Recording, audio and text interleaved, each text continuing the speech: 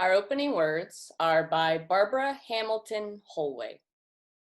We gather here as individual people, young and old, male and female, trans and non-binary, temporarily able and disabled, gay, lesbian, bisexual, queer, and straight people, all the colors of the human race, theist, atheist, agnostic, Christian, Buddhist, feminist, humanist.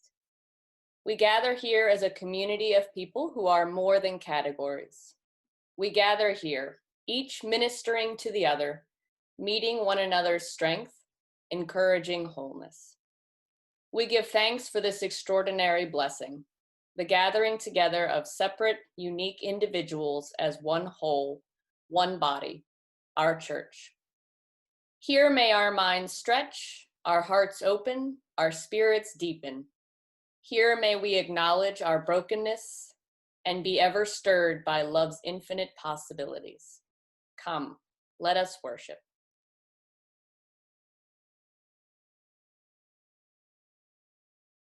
Breathe in, breathe out, breathe in, breathe out. When I breathe in,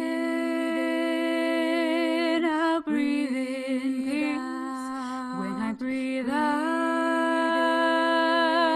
I'll breathe out love. When I breathe in, breathe in peace. When I breathe out, I'll breathe out love. When I breathe in,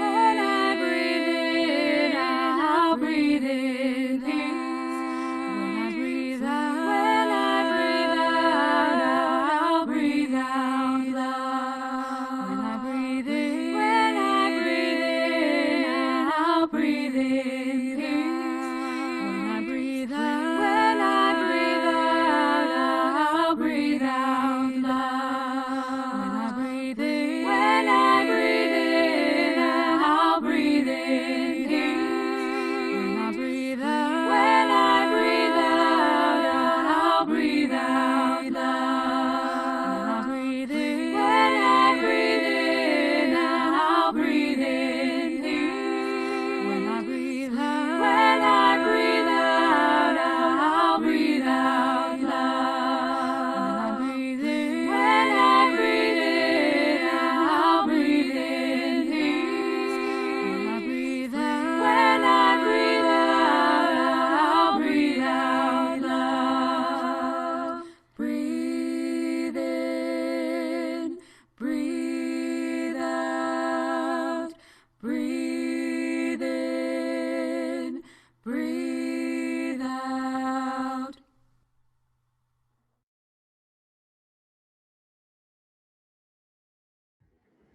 Good morning. My name is Kharma, and I'm honored to serve as the minister of the Unitarian Universalists of Central Delaware. We want to welcome you and all of who you are this morning to worship. We know that our experience of this day and of this sacred time of connection is better because you are here. We want to give gratitude again, as we have every week during this time of unusual worship, for the technology that allows us to gather virtually. We affirm and celebrate that we remain a connected, vibrant spiritual community, even when we cannot gather physically together in our home sanctuary at Congregation Beth Shalom in Dover. Our community transcends physical space because it's based in authentic relationship with other people, and that cannot be confined to a building. Please be patient with us when we make mistakes or encounter unanticipated dilemmas or delays with our technology. Consider those delays times just to breathe in and breathe out and be present here. Your grace and your understanding, as always, are so appreciated. As you've noted, your microphones are muted, and they will be for the majority of our time together, just to cut down on background noise. When there is time for community sharing, we'll invite you to unmute yourself using the mute unmute toggle button in the bottom left-hand corner of your Zoom screen. And we'd like to invite all of you to stay after service for a virtual coffee hour, when we'll put you in breakout rooms and let you have some conversation with one another. Our songs for congregational singing today are, as the one we just heard, all taken from the UU hymnal. The words are very simple and repetitive, and so we just invite you, as you hear that music, to sing along in your own environment with as much gusto as you can muster. Now let's take a deep breath together in our own space, and let me welcome you again to this time of worship. Whoever you are, whomever you love, wherever you've been, whatever you've done, whatever your religious beliefs are or aren't, and wherever you physically are on the planet right now, you are welcome in this spiritual community. However you move in this world, how much or how little is in your bank account or wallet, and however you are feeling in this moment, you and all of who you are welcome in this spiritual community. We are all enhanced by being together.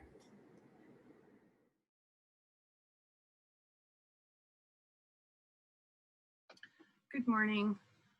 I am Carrie McAway, and I am reading our Chalice Lighting this morning. This is by Philip Randall Giles.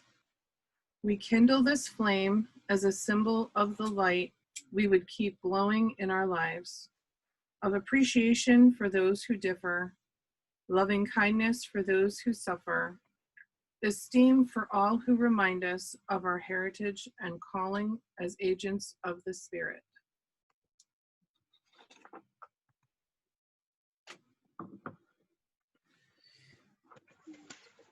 Please join me in our unison affirmation. Words are in the chat box. Love is the spirit of this church, and service its law. This is our great covenant, to dwell together in peace, to seek the truth in love, and to help one another.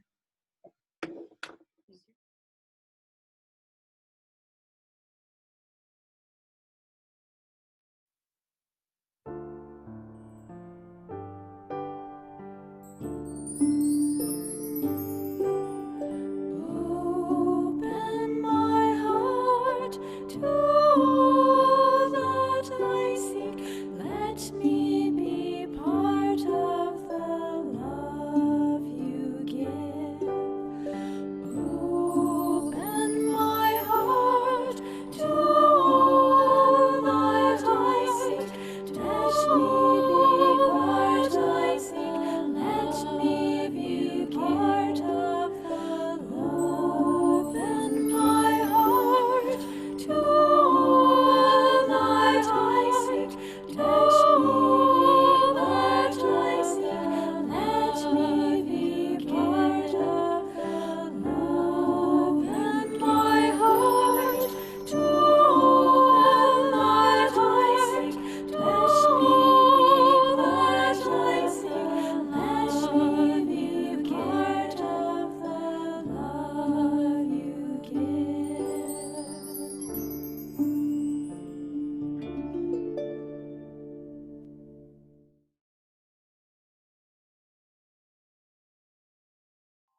Today we are reading a book called I Like Myself. I like myself. I'm glad I'm me. There's no one else I'd rather be. I like my eyes, my ears, my nose. I like my fingers and my toes. I like me wild. I like me tame.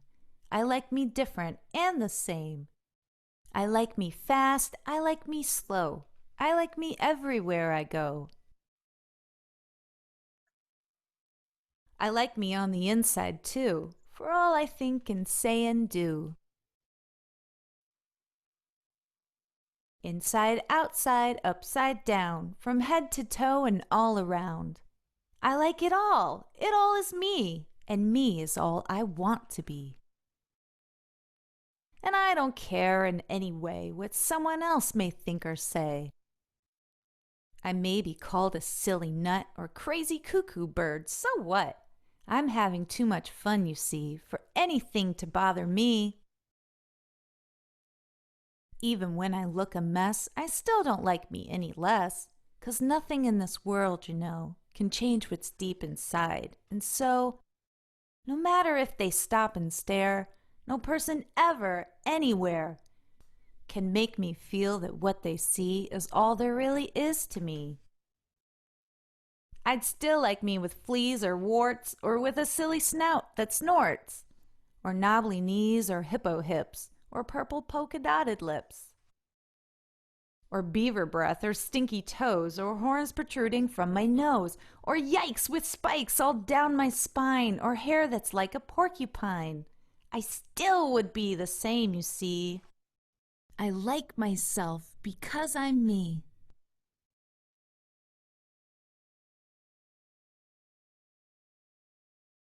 The UU Moment today focuses on a program called Our Whole Lives. This was developed jointly by the Unitarian Universalists Association and the United Church of Christ. Our Whole Lives, which is also referred to as OWL, is a comprehensive lifespan sexuality education curricula for use in both secular settings and faith communities. While there are components of the program across various age groups, including adults, many UU congregations in particular offer this curriculum to 7th and 8th graders. OWL helps participants make informed and responsible decisions about their sexual health and behavior. It provides accurate, developmentally appropriate information about a range of topics, including relationships, gender identity, sexual orientation, sexual health, and cultural influences on sexuality. On a personal note, I'm thankful that both of my children were able to participate in the OWL program at the UU Fellowship of Newark. My son Brian told me earlier this week that from his perspective, it was a great course and was much deeper and more detailed than health class in school. He particularly noted the value of the question box, which was a way for the kids to ask questions anonymously and for all in the class to hear the answers, hear the questions and the facilitator's answers. I also spoke with my daughter Lisa, and she highlighted the emphasis on relationship building and using role playing to help with decisions. Lisa appreciated that the course was factual without being judgy, and said that more facts lead to better informed decisions. To sum it up, the Our Whole Lives program gives clear messages about the following key sexuality issues: self-worth, sexual health, responsibility, and justice and inclusivity. It's designed to dismantle stereotypes and assumptions, build self-acceptance and self-esteem, foster healthy relationships, and improve decision-making.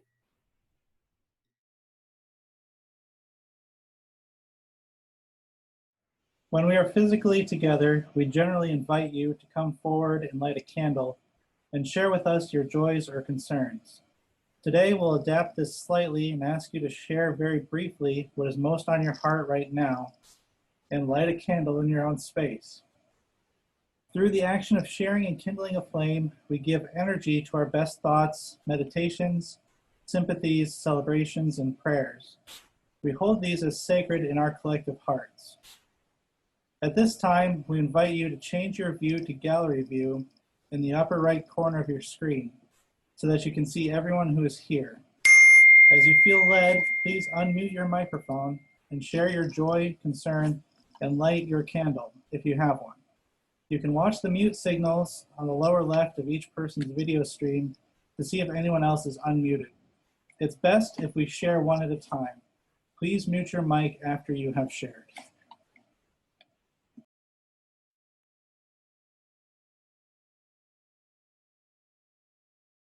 We light one final candle for the joys and concerns that were not spoken by those of us here, and in solidarity with others in our community who could not be with us today. A central part of our worship, in person and online, is the opportunity we all have to practice the art of generosity. Our gifts to UUCD are what allow this congregation to thrive with a common vision to nurture our spirits, build community, and change the world. We are grateful to you for the many ways you support our community, including your financial pledges and offerings. Your gifts truly translate into lives changed. Every part of our ministry, from the worship that grounds us in our values, to the community gatherings that connect us, to our children's education, to our social justice outreach and actions are supported by your gifts. Right now, our congregation is in a time of creative growth as we move towards the official start of our new year in September. Individuals are imagining new ways to live our mission, and this is exciting. Your giving affirms and supports this creative moment, and we know it will impact lives in the future. Thank you so much. For those who are making pledges or who want to contribute to this community, you may continue to write checks and mail them to us, or you can give online. There are instructions to do both of these things on our website at uucd.org. Just click Support UUCD on the menu bar. You can do that now during this offering song or at any time that's convenient.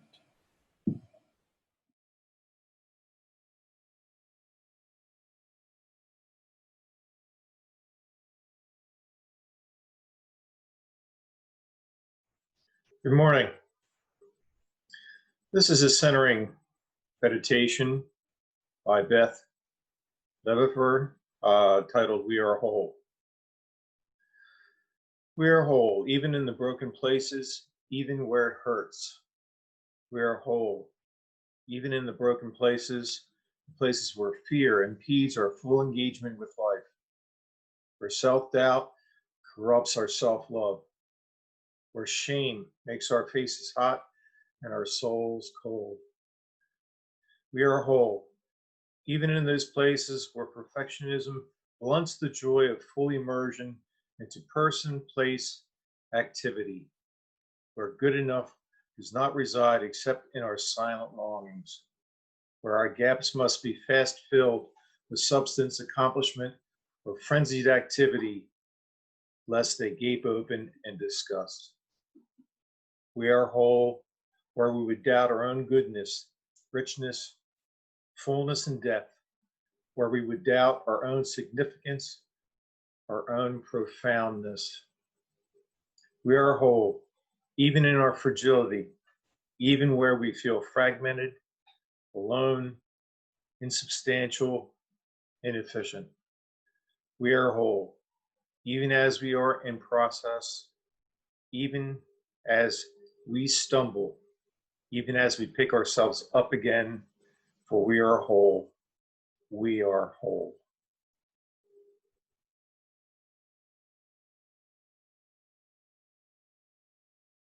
Today's reading is from an excerpt of the book A New Earth by Eckhart Tolle. In many parts of the world, there is an emerging sense of social justice that our ancestors couldn't have dreamed of. The subjugation of one race by another, the domination of women throughout thousands of years, and patriarchy, and the development of people based on social class are, for a growing number of us, nightmares of the past. People in different gender orientations find themselves increasingly accepted simply as people. The races marry and intermingle with less and less judgment. There are a growing awareness of the intrinsic oneness of everything that exists, so that more and more we are seeing an awareness of and a deep concern for our fellow humans. The countless animals that are traveling companions, and the planet itself. Such awareness implies that there is indeed a lessening of the ego in a growing number of people, and in some parts of the planet more than others. This diminishment of the ego gives rise to empathy and compassion beyond tribal, racial, national, and religious affiliations. It is those qualities that make us truly human. As we no longer identify with our mental positions, we are able to be tolerant of other people's beliefs and perspectives. We can temporarily shift our own perspective and see things through their eyes. With this comes the ability to compromise in our interactions with others, which is a prerequisite for any peaceful coexistence. In fact, it is precisely in those parts of the world where most people are, as of yet, unable or unwilling to compromise, that most of the dysfunction or violence occurs. The ego, and particularly the collective ego, strengthens itself through emphasizing the otherness of others. In other words, the ego needs an enemy for its continued survival, hence its refusal to compromise.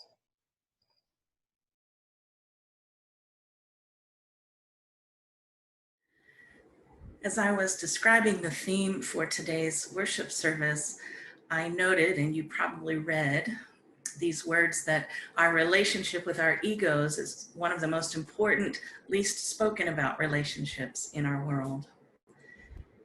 And as with other types of relationships we have, if we don't pay proper attention to the relationship itself, things can go awry.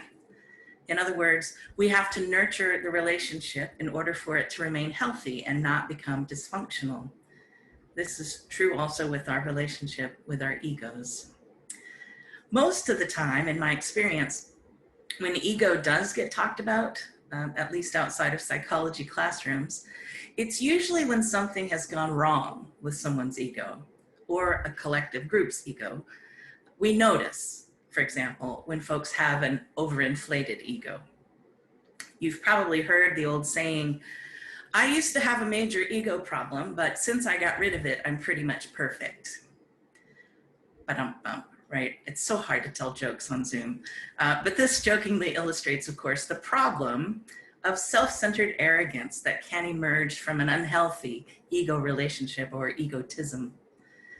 But the problem is anything but funny when we see that type of arrogance in others or when we're able to see it in ourselves. The relationship we have with our own egos is probably something that all of us have to contend with on a daily basis, whether we realize it or not. And if we do it thoughtfully, we'll be the better for it.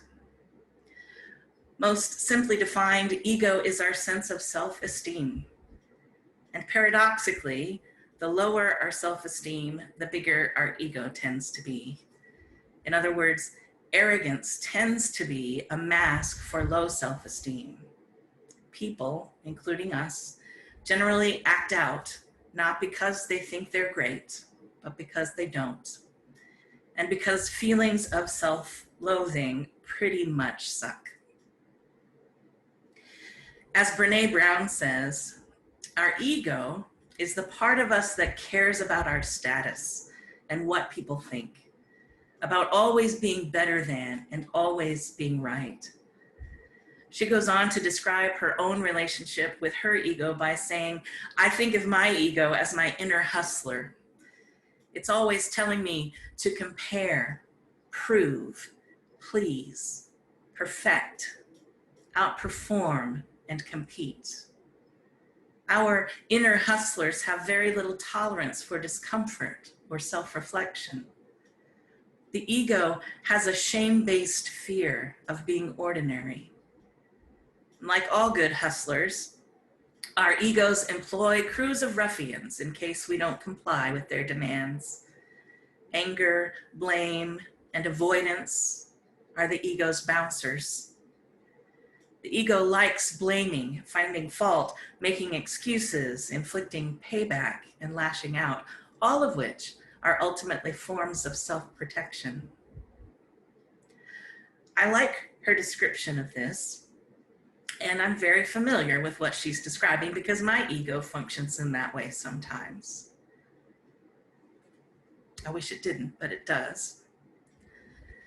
A number of years ago, my mother suggested to me that I read Eckhart Tolle's book, A New Earth, which you heard an excerpt of. My mom is a huge fan of Eckhart. In fact, for the longest time, the one book that she kept in her bathroom was The Power of Now. which I always found funny as toilet entertainment. But anyway, she suggested I read A New Earth, and I did.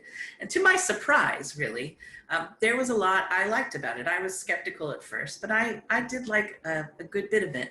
And there was one particular teaching about ego that since then has lodged itself in my brain as something I want to come back to again and again. And this is it. Tolle asks, what does the ego hate and fear more than anything else? And he answers, diminishment in any form, feeling blamed, feeling criticized, rejected, misunderstood, belittled, or ignored. Whenever this happens, the ego responds with automatic repair mechanisms in order to reverse its diminished sense of self. The ego does this through self-justification, defense, or blaming. Whether the other person is right or wrong is irrelevant because the ego cares more about self-preservation than the truth. Tolle goes on to suggest an exercise that I have tried to intentionally practice when I'm mindful enough to do it. He says that a powerful spiritual practice is to consciously allow the diminishment of your ego when it happens without attempting to repair it. I recommend, he says, that you experiment with this from time to time. So for example, when someone criticizes you, blames you, misunderstands you, calls you names, instead of immediately retaliating or trying to defend yourself, do nothing. Allow your self-image to remain diminished and become alert to what that feels like deep inside. For a few seconds, it may, probably will, feel uncomfortable as if you've been made very, very small. But then you may sense an inner spaciousness that feels intensely alive. You haven't been diminished at all. In fact, if you're aware of this, you may have expanded. You may then come to an amazing realization. When you are seemingly diminished in some way and remain in absolute non-reaction, not just externally, but also internally, you could realize that nothing real has been diminished, and that through becoming less, you become more. Through becoming less, in the ego's perception, you in fact undergo an expansion that makes room for true being, true self to come forward. What looks like weakness to the ego could in fact be the greatest power and strength. This concept has intrigued me. I find it very valuable. I also find it extraordinarily difficult to do. But before I say much more about that, I want to offer a caution.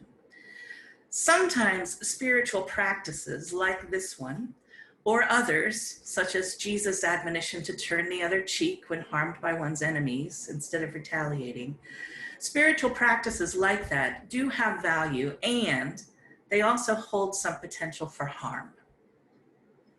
What may be helpful for one person could be detrimental for another, and so there is a need for contextualization and balance.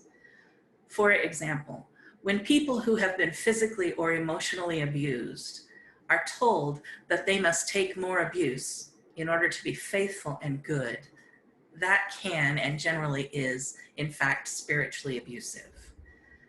Likewise, it is probably not right or helpful to suggest to oppressed people who are routinely put down by prejudice, discrimination, or hatred that they should consciously allow themselves to be further diminished.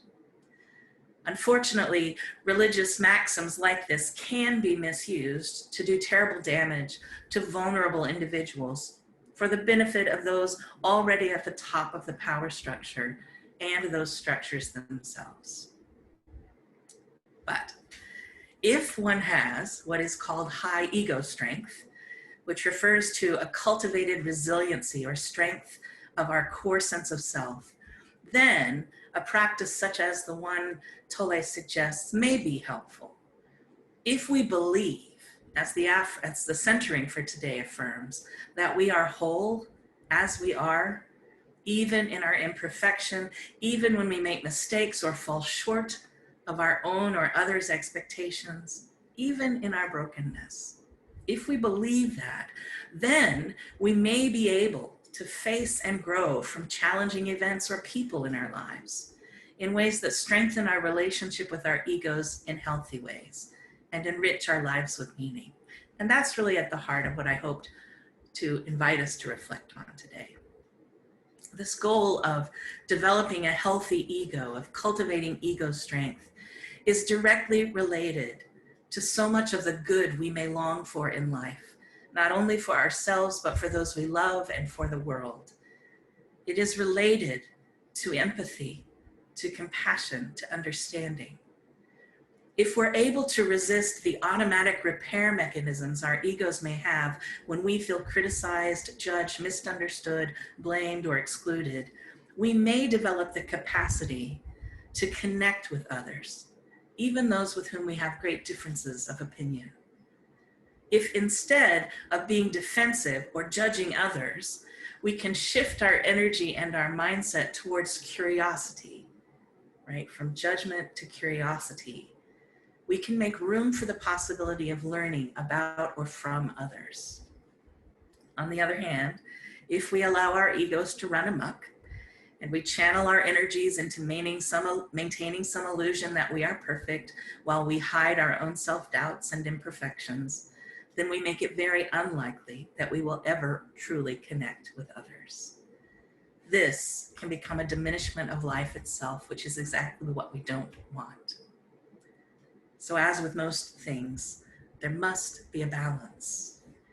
We have to believe that we are worth something, that we have value intrinsically, before we can allow our egos to consciously be diminished without trying to defend ourselves or save face.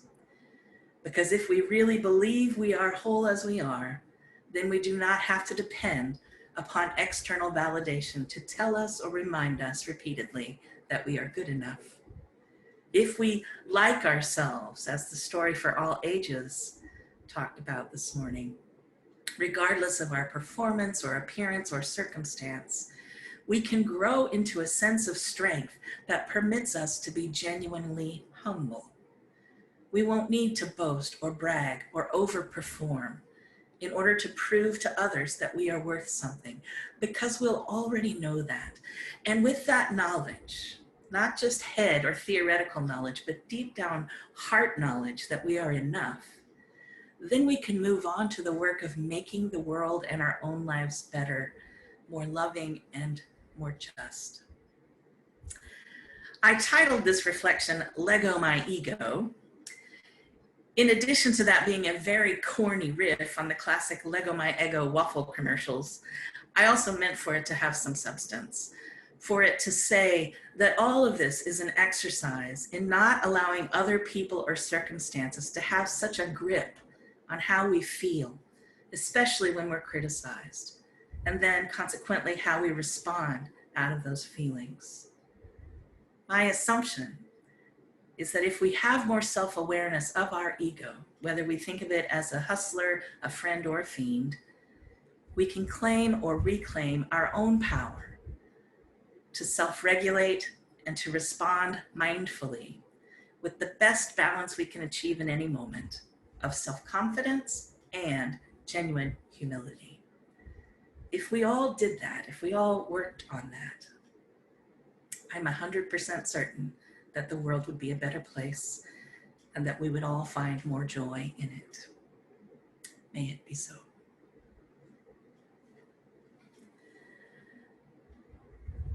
I'll invite you to sing along in your own space to our closing song, We Are Building a New Way. The words to this actually do appear on screen.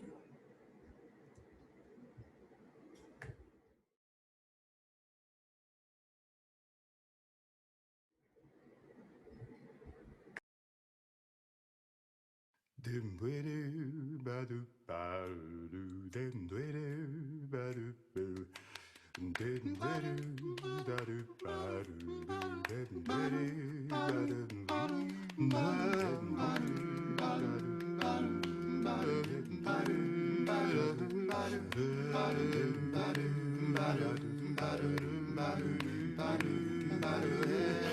are building a new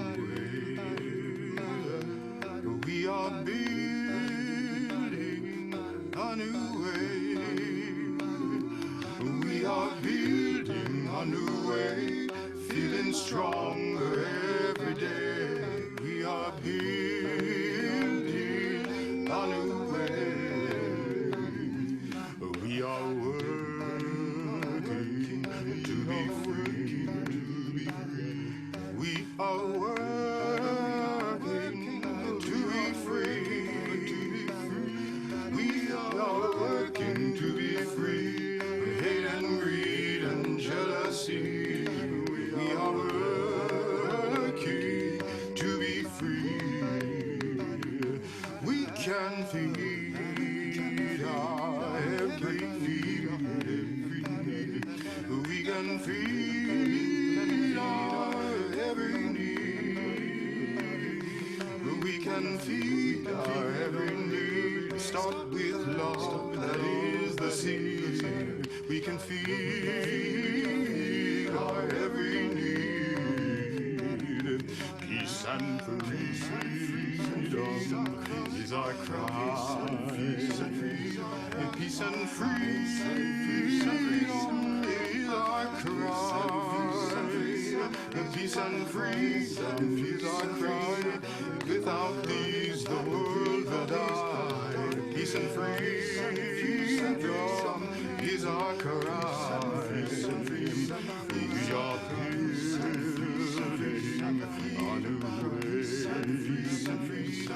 We are building a new way. We are building a new way.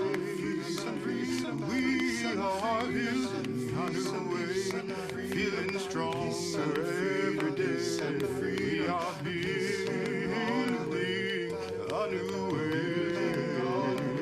We are building a new way. Feeling stronger every day. We are building a new way.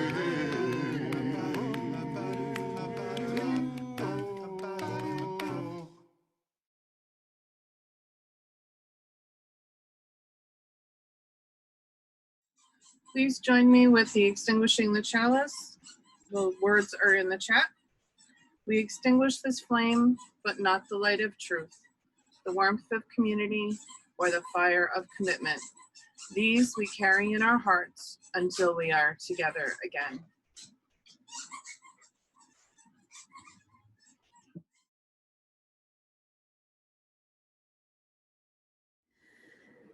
Our closing words this morning are A Blessing for Risk Takers and Failures by Robin Tanner.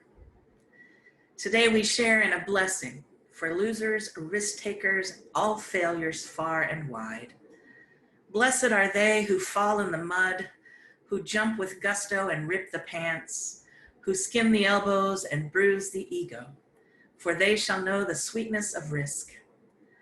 Blessed are those who make giant mistakes, whose intentions are good but impact has injured, who know the hot sense of regret and ask for mercy, for their hearts will know the gift of forgiveness. Blessed are they who have seen a D or an F or C or any less than perfect letter, who are painfully familiar with the red pen and the labels like less than, for they know wisdom in the imperfect.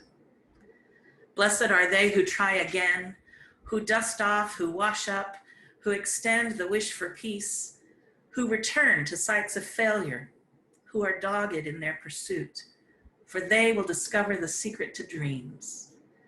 Blessed are they who refuse to listen to the naysayers, for their hearts will be houses for hope.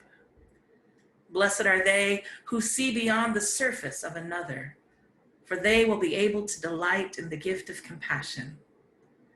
Blessed are they who stop running the race to help a fellow traveler, who pick up the fallen, who stop for injured life, for they shall know the kindness of strangers.